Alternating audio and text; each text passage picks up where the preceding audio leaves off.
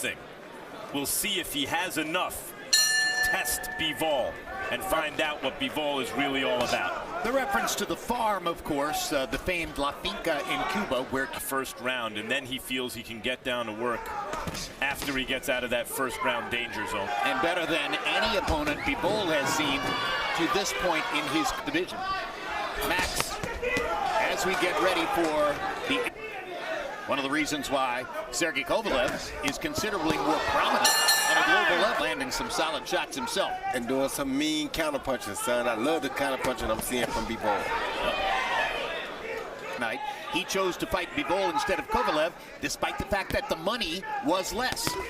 Guys, did anyone see what caused that cut? No, I did not. That could be a spectacular amateur career for Bivol. 268 wins and 50 like that, and the right hand, even had it landed, wouldn't have landed with much. And he does that when he comes combination by Bivol. Wow. Blood flowing again. But the one who appears to be holding his game together coherently is Dmitry Bivol, who is throwing and landing combinations. You've made the point often, Jim. What separates fight combinations, I mean, really good stuff. Look at that combination, you know? He lands both shots. He lands the left jab, he lands the straight right hand. He lands a left hook that wobbles Barrera. He lands another left hook that wobbles Barrera.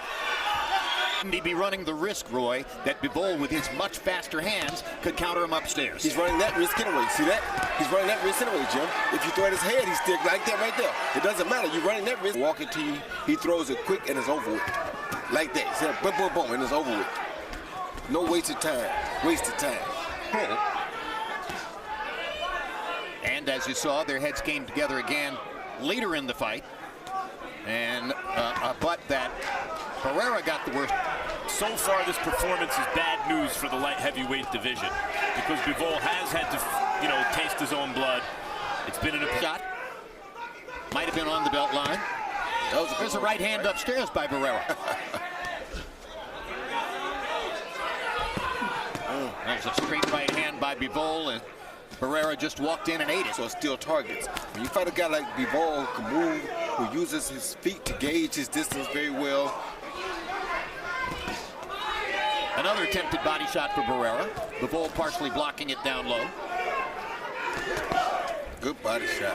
Now this time Barrera gets the right hand through to the body. And now there's a hook to the head. When it looks like the exchange is over, Barrera gives him something to think about on the way out. Bivol has lost a lot of steam on his punches right now, too, it seems, Max. Yeah. On some of them, not all of them, but just some, like maybe he's a little fatigued right now. That right hand still has thump, but I started to say the right hand was pretty good. Now there, Barrera throws his right hand. Bivol throws a good one here and there, but their punches for the most part are about even now. But Bivol's still quicker. Yeah, he's quicker. Or maybe Bivol is sensing that there's a little given Barrera. Good body shot Going right to be there. a little more offensive, Roy. Boy, Barrera is really taking your advice on the body shots, Roy, and he landed a left hand to the body there moments ago. Maybe his best body shot. So in terms of landed punches counted by CompuBox, let's see how Harold Letterman has counted up the score so far. Harold? Okay, Jim, I got it 6-0. 60-54, Dmitry Bivol. Get these next few rounds to the body, then try to come up and land something big over the top. Continues commanding, quick.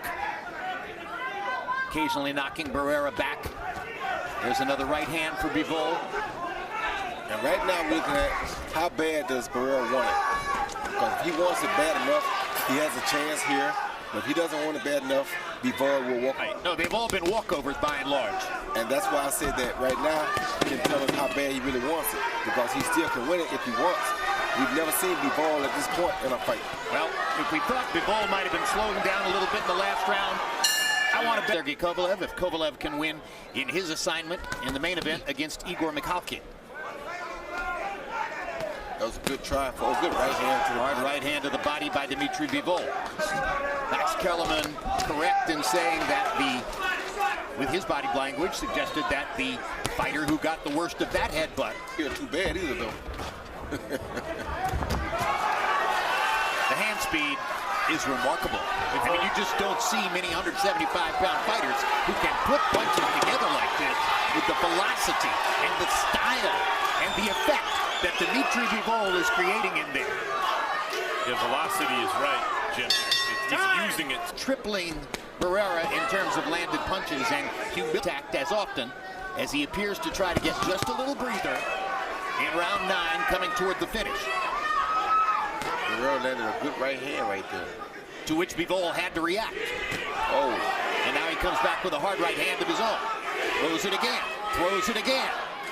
On a stop. They were in a fight last night. Good jab by Bivol. By the way, even if you're thinking, well, yeah, but Barrera's done his damage with his head. But against Bivol, who can finish you quick, take that same precision and sharpness with you throughout the whole 7. He went from boxer-puncher who might knock you out with any shot to more pure boxing mode. Yes. A little less dangerous with the shots. Yes. Well, so for another night. Yes, exactly. You win the fight very big with headshots. Why I don't think it was on purpose. I just think that's kind of who Barrera is. And when say he punches right there, he brings his head with his punches anyway. So he does, and that was a good right hand he landed. Barrera. A couple of good moments for Barrera good there. body shot. And Bivol responds to the body shot with a 3-punch combination. And then a stiff jab up the middle. And there's another stiff jab up the middle. 268 wins and 15 losses as an amateur. Very focused on becoming a professional star in the United States.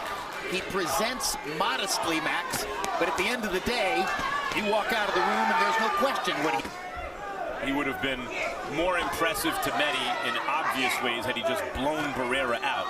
But we'd know less about him. This fight is giving us some answers. There's still room for improvement, but good body shot. What a body shot by Bivol. Yes. Perfectly timed. With legitimate boxing skills. One of them a little bit younger, quicker, and more vibrant in there tonight. Now, Bivol still looking for a knockout, Roy. Over 5. Folks, here it is. Right now. Kovalev, Bivol, Barrera, Beterbiev. Stop me when you get to an American. As the top of the amateur boxing world. It also tells you if you want to see more American champions, we have to get our amateur. Oh, down goes Barrera, and you can see Bivol thinking to himself, I still have a shot at a knockout. You can just see it in his face. Can Barrera get up? Is Harvey Doc going to let him continue? No. It's a stoppage, and Bivol gets the TKO in round number 12. Jim, you identified just now what was so impressive about that. Roy and I were talking earlier about he went at how Bivol seemed to go into boxer mode.